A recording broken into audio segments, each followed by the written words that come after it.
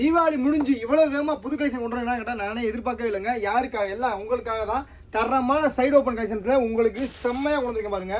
நம்ம கிட்ட பாத்தீங்கன்னா இந்த ட்ரிப் பாத்தீங்கன்னா கலெக்ஷன்ஸ் பாத்தீங்கன்னா அதிரி புதிரியா தான் இருக்குங்க. சைடு ஓப்பன்ல பாருங்க, டிசைன்ஸ் பாருங்க செம்மையா இருக்குங்களா.